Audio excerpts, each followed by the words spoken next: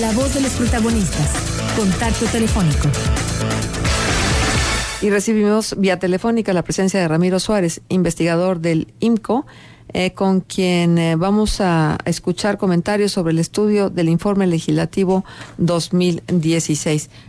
Ramiro, Diana Torres, Juan Ceballos Aspe y una servidora Marcela Pámanes, le saludamos y le agradecemos que esté con nosotros en los micrófonos de Contexto para que nos comente qué fue lo que encontraron, qué fue lo que informaron a través de este reporte legislativo 2016.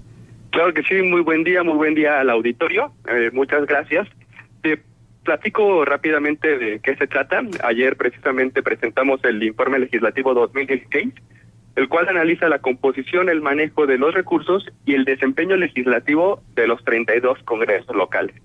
Para esto, recompilamos información a través de solicitudes de información, consultas a las páginas de los congresos, leyes locales y las cuentas públicas de los congresos de los estados.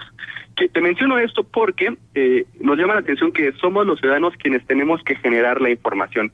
Los congresos locales no están disponiendo de información como debe de ser, y esto lo constatamos porque hicimos una evaluación de criterios de transparencia, todos en base a la Ley General de Transparencia, es decir, son aspectos que los congresos tienen que cumplir, y en este sentido, el cumplimiento promedio es de 31%, es decir, una calificación reprobatoria. Uh-huh. Y si nos enfocamos únicamente a la información financiera, esta nota todavía baja más y únicamente se observa el 20% de cumplimiento.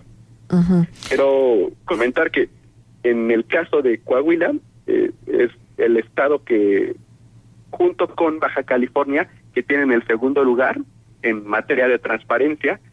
Solo el Congreso de Tamaulipas está cumpliendo más con sus obligaciones de transparencia que Coahuila y que Baja California, y están muy por arriba del resto de los congresos. Ajá, pero Ramiro, ¿cuáles serían los criterios elementales para afirmar que hay transparencia? Es decir, ¿hay transparencia en función de los recursos públicos utilizados, de los presupuestos establecidos, o desde la evaluación de que se hace de los congresos locales? ¿Cuáles serían los parámetros de transparencia? Los parámetros los tomamos en base a la Ley General de Transparencia, desglosan una serie de obligaciones generales que todo ente público tiene que cumplir, y en otro artículo, en el 72, las obligaciones de transparencia específicamente de los órganos legislativos. Se contemplan aspectos como el marco normativo, la estructura orgánica del ente público, los sueldos y salarios, contrataciones, información financiera, entre otros aspectos, y nosotros tomamos 26 criterios de estas obligaciones para hacer la evaluación de cada congreso. Uh-huh. La información financiera es lo que más en lo que más está habiendo opacidad, como te lo comenté, y resulta importante hacer esta evaluación porque los congresos locales año con año se aprueban cantidades importantes de recursos públicos. Para ponerte en contexto, en 2016 los diputados locales se aprobaron 13,000 millones de pesos. ¿Qué cantidad es esto? Pues es un presupuesto mayor al presupuesto de egresos del estado de Baja California Sur. Es decir, como encontramos en el IMCO, para sostener a nuestros 1,125 diputados locales, se necesitan recursos mayores que para proveer de bienes y servicios a una población de cerca de 750,000 habitantes. Uh-huh. Entonces, por eso es importante que los diputados locales nos estén informando en qué están gastando, cómo están gastando, para que nos rindan cuentas y que cada peso del que están ejerciendo pues tenga sustento. Claro. Oye, Ramiro, dime una cosa, ¿por qué hay tantas diferencias en los presupuestos de los congresos de los estados? ¿Qué está sucediendo con esto? Es algo de lo que nos llama mucho la atención, y se involucran muchos temas como desde el número de diputados que tiene cada congreso, el número de plazas con el que cuenta. Por ejemplo, en la Asamblea Legislativa, el número de plazas es de 2,000. Son 2,000 empleados los que se necesitan para que funcione su asamblea, mientras que en el Congreso del Estado de Coahuila son 90. Es una diferencia bastante importante, y es decir, alrededor se necesitan de 2-3 empleados por diputado en el Congreso de Coahuila, mientras que en la asamblea se necesitan de 30 empleados por diputado para su funcionamiento. Estas asimetrías presupuestales son los que es el aspecto que más nos llama la atención. También hicimos un ejercicio en el que dividimos el presupuesto del Congreso, de cada Congreso, entre su número de diputados, para tener una medida más cercana y objetiva. En este caso nos resulta que la Asamblea Legislativa tiene un presupuesto por diputado de 27 millones de pesos, mientras que el Congreso de Puebla, que es el más bajo, es de alrededor de 3.5 millones de pesos. Y lo que establecimos es que si todos trabajaran en función del presupuesto por diputado que tiene Puebla, los congresos locales se ahorrarían unos 8.600 millones de pesos. Es decir, actualmente los congresos locales en su conjunto podrían funcionar correctamente, adecuadamente, únicamente con el 30% del presupuesto de egresos que se aprueban. Entonces, son factores que llaman mucho la atención por las diferencias en todos los aspectos, no nada más en los presupuestos, también en los sueldos y salarios encontramos que en un congreso como el de Guanajuato, la remuneración mensual es de más de 200,000 pesos, mientras que en un congreso como el de Tlaxcala ronda los 30,000 pesos. En el caso de Coahuila, roza los 100,000 pesos. Entonces, son estas diferencias que encontramos en cada congreso, depende de la naturaleza de cada uno, de muchos factores, pero no tienen sustento, no nos cuadra porque son tan profundas estas distinciones. Bueno, y en materia de costo-beneficio, está bien, nos está costando todo eso, ¿sí? Aunque podría haber ahorros significativos, sin duda, tomando como base estas grandes diferencias, y tomando como piso Puebla, ¿no? Pero dime, el costo-beneficio, ¿podemos hablar de que hay un rendimiento legislativo, un desempeño legislativo acorde a los emolumentos que reciben? Esto también varía mucho en cada congreso. Te comento el caso más extraordinario, que es el de Hidalgo. En un año, los diputados únicamente presentaron 3 iniciativas de ley.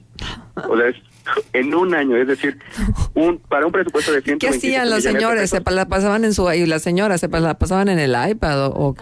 ¿Quién sabe? O en no campaña. O en campaña a lo mejor, no sabemos en qué estaban trabajando los diputados hidalguenses, porque presentar solo 3 iniciativas y que el gobernador presente 22 iniciativas, o sea, aquí parece que el poder legislativo también está recayendo en el gobernador. Es decir, claro, está presentando más iniciativas que el legislativo y además todas las iniciativas que presenta el gobernador son aprobadas al 100%. Este es un fenómeno que se presenta en otros 8 congresos. Todas las iniciativas que presenta el gobernador son aprobadas y Coahuila no es el caso, pero también tiene un porcentaje muy alto, de alrededor del 90%, de todo lo que presenta el gobernador es aprobado. Pues entonces, sí. Pero ¿por qué no hay contrapesos, Ramiro? Que ese es el gran problema, yo creo que de muchos congresos locales, porque se supone que tendría que haber contrapesos al interior de los congresos de tal suerte que no fuera prácticamente una decisión tomada desde el momento en que sale del despacho del gobernador alguna iniciativa. Efectivamente, totalmente de acuerdo. No hay contrapesos en general en los congresos locales. La voz del gobernador termina siendo ley y no nada más en el número de iniciativas encontramos este aspecto. También, por ejemplo, en las comparecencias, que es una facultad de cada congreso local en el que le exige, a través de este mecanismo, rendición de cuentas a los secretarios del gobernador. Y en varios congresos, en 6 congresos locales, jamás se pidió la comparecencia de los secretarios de Estado. Esto lo podríamos entender si los secretarios de Estado estuvieran haciendo un trabajo adecuado, si no presenciáramos problemas locales, pero pues esto no es así en ningún estado de la República, y lo natural es que cada secretario de Estado vaya a presentarse ante el Congreso e informe cómo se encuentra en sus ramos, ¿no? Cómo está laborando, cómo está ejerciendo sus funciones, y no lo estamos observando en los congresos locales. Coahuila, en este caso, es una buena práctica, es el tercer congreso que más llama a rendir cuentas a sus secretarios de Estado. Sin embargo, el promedio resulta bastante bajo. Pero a ver, nada más que aquí tendríamos que hacer una acotación, ¿no? Llaman a rendir cuenta a los secretarios de Estado en un congreso donde la mayoría total prácticamente absoluta está conformada por diputados afines al gobierno. Entonces, ¿no te parece que luego pudiera haber alguna posibilidad de simulación? Sí podría haber simulación.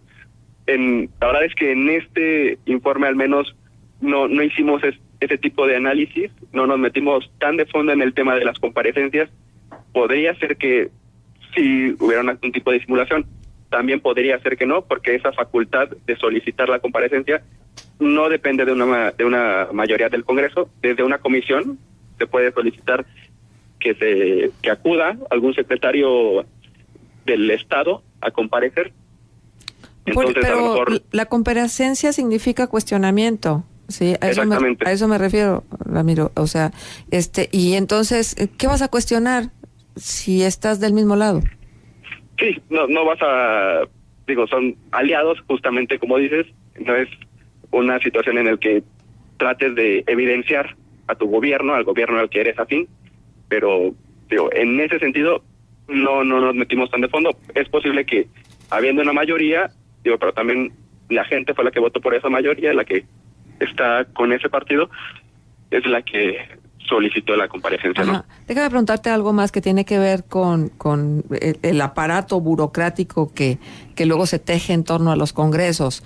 Sí. ¿Qué conclusiones llegan a través de este informe legislativo? Dime, ¿cuánto nos cuestan los asesores y los asesores de los asesores y los choferes y las secretarias y las edecanes y todo esto? Sí. Mira, la burocracia legislativa es bastante pesada. Alrededor del 60% del presupuesto de egresos se va al pago de servicios de personal, es decir, lo que estás mencionándome, cuánto se le estaba pagando a los asesores, a todo el personal que consta el Poder Legislativo. Es una cifra importante si lo comparamos con otros entes públicos, pero también es un criterio en el que nada más los congresos legislativos deben estar abocados, ¿no? No tienen que estar ejerciendo recursos para ayudas sociales o subsidios, entonces únicamente deben centrarse en el pago de personal, de materiales y suministros y servicios generales.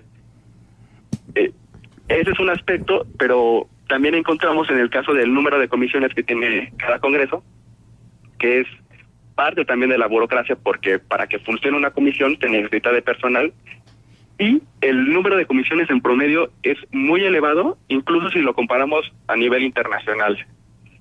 Mientras que el promedio mexicano es de 28 comisiones por congreso, a nivel internacional este número es de 18, es decir,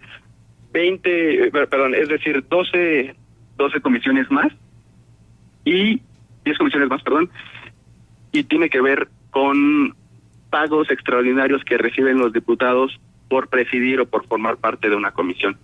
Las comisiones son para hacer más eficientes y eficaces el trabajo legislativo, para que tomen un mejor curso de las iniciativas de ley.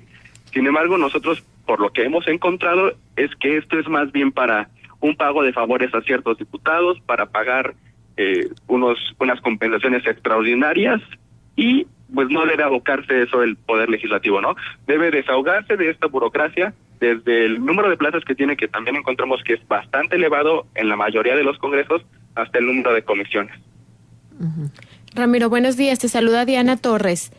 ¿Qué tal, Diana? Muy buenos días. Déjame hacerte una pregunta sobre la composición y lo que te plantea Marcela hace rato respecto a los verdaderos contrapesos, porque finalmente una de las facultades que tienen los poderes legislativos locales es, por ejemplo, el tema de los juicios políticos, y ahí creo que sería como un caso muy claro de saber si es o no es verdaderamente un contrapeso. Yo te preguntaría, de las entidades analizadas, el total de entidades, ¿hay casos actualmente en México donde el Congreso no sea mayoritariamente del partido en el poder, por ejemplo? Sí, sí hay esos casos, al menos hasta, recordemos que se renovaron algunos congresos locales.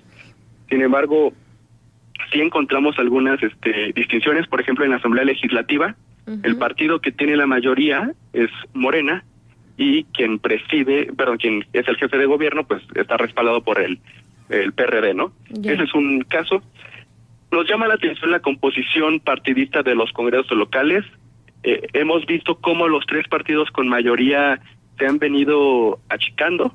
Por ejemplo, en 2015, estos tres partidos, PAN, PRI y PRD, tenían en total en los congresos locales 530 diputados. Para 2016 se había reducido a 456 diputados, es decir, una reducción del menos 12%. Estamos viendo una fragmentación desde los congresos locales. El PRI, por ejemplo, tenía un 43% a nivel local, en su conjunto en los 32 congresos locales. Para 2016, esta cifra bajó a un 37%. Pero ahí... ¿Sí? Perdón, y ahí déjame interrumpirte porque creo que habría que hacer una pregunta sobre ese sentido. No sé si realmente el análisis metodológicamente llegó hasta allá, pero ¿cuánto de esa fragmentación es verdadera diversidad en el Congreso y cuántos son partidos satélites creados precisamente para que parezca eso? Sí, también es un caso específico por cada Congreso. Como te dije, en la Asamblea Legislativa no consideraríamos a Morena obviamente como un partido satélite, pero sí encontramos en algunos congresos, como el de Puebla, como el de Chiapas, el de Durango, en donde hay partidos locales en el que siempre van en alianza con el partido del que es perteneciente el gobernador. Por ejemplo, en el caso de Chiapas hay dos partidos, Chiapas Unido es uno y el otro se llama Mover a Chiapas. Con eso te digo todo, ¿no? El partido se llama Mover a Chiapas y siempre van aliados con el Partido Verde a la hora de las votaciones, a la hora de formar una alianza para determinada exhortación, para solicitar alguna comparecencia. Nos damos cuenta que en esos casos específicos sí son partidos satélites. Igualmente en Puebla vemos que está tres partidos políticos minoritarios que siempre van en alianza con el gobernador. Tendríamos que ir caso específico, ¿no? ¿Qué partidos políticos efectivamente son verdaderamente oposición? ¿Qué partidos son satélites y siempre van en alianza con el gobernador? ¿Y a quién representan, no? Porque no sé si ustedes desde el IMCO han detenido un poco el análisis en el sentido de la representatividad de los congresos. Es decir, entiendo que el análisis va muy a lo cuantitativo sobre la productividad y los costos, pero sí. No sé, después de ver toda esta información, ¿qué reflexión te queda respecto a la representatividad? Es decir, hoy los congresos están verdaderamente representando a la ciudadanía de las entidades. Efectivamente, los congresos no están representando a los ciudadanos. Tomamos un dato del informe Latinobarómetro 2015. Solamente el 17% de los mexicanos se siente representado por su congreso y además solamente el 20% de los ciudadanos le tienen confianza a sus legisladores. Son datos bastante duros que nos dicen una realidad. Los mexicanos no tenemos confianza, no nos sentimos representados, no tenemos una conexión con nuestros poderes legislativos y los diputados parece que se sientan en sus curules, se alejan de los ciudadanos, nada más asisten a ellos para el día del voto y se pierden, ¿verdad? Claro. Ramiro, disculpa, nos queda nada más un par de minutos, pero sí es importante compartir con el auditorio. Ya vimos cuál es el diagnóstico, cuál sería la medicina, es decir, cuáles son las propuestas que tiene el IMCO para mejorar los congresos locales. Mira, en primer lugar, queremos que los congresos elaboren un presupuesto de egresos. Es algo tan simple, algo que revisamos en las leyes orgánicas y todos tienen que elaborar un presupuesto de egresos. La verdad es que son pocos los congresos que lo elaboran y lo elaboran de buena manera. Encontrábamos casos en el que nos presupuestaban y únicamente venía la cantidad, 200 millones de pesos. No sabemos a qué se está destinando y entonces ese sería el primero, que los congresos elaboren un presupuesto de egresos completo, transparente. El segundo sería que regulen la administración y la asignación de los recursos a las comisiones, que sepamos efectivamente con transparencia cuánto se está destinando y para qué se está gastando los recursos públicos en comisiones, en la mesa directiva, en la junta de coordinación. Igualmente que se apeguen al presupuesto que aprueban. nos encontramos que en enero de 2015 tenían un presupuesto aprobado de 120 millones, por ejemplo, en Hidalgo, y a finales de 2016 lo que efectivamente habían gastado eran 180 millones de pesos. Entonces, que se apeguen precisamente a lo que aprueban y que no, durante el ejercicio fiscal, existan estas subidas de presupuesto exorbitantes. Y por último, también tenemos, así como se planteó en la Ley de Disciplina Financiera, un tope al aumento en los servicios personales. Proponemos que los congresos locales no aumenten en más de un 3% su presupuesto de egresos año con año. Bien, hay nada más un comentario aquí para ti, Ramiro, de Radio Escucha. Dice, el IMCO goza merecidamente de una confianza de los mexicanos, pero yo considero que están engañando, pues le muestran leyes que los están engañando, pues les muestran leyes y reglamentos que obligan en los estados a la rendición de cuentas, pero la realidad es otra. Aquí en Coahuila es fecha que no sabemos nada de la deuda de 36,000 millones y del último crédito que se pidió por 2,500 millones de pesos. ¿Cuál fue su destino? Aquí se perdió documentación de la deuda. Mira, en el IMCO únicamente nos basamos con documentación oficial. En algunos casos, como el caso del índice de información presupuestal que ponemos en primer lugar a Coahuila, todo lo que evaluamos tiene sustento jurídico, nos basamos únicamente en leyes oficiales, la ley de ingresos, presupuesto de egresos, no consideramos otros aspectos y por eso consideramos que los trabajos que hacemos tienen un rigor metodológico muy, muy alto, no nos basamos en otros criterios más que en información oficial. Igualmente para la elaboración de este informe, únicamente a través de solicitudes de información, a través de lo que presentan en sus páginas web, a través de lo que plasman en las cuentas públicas.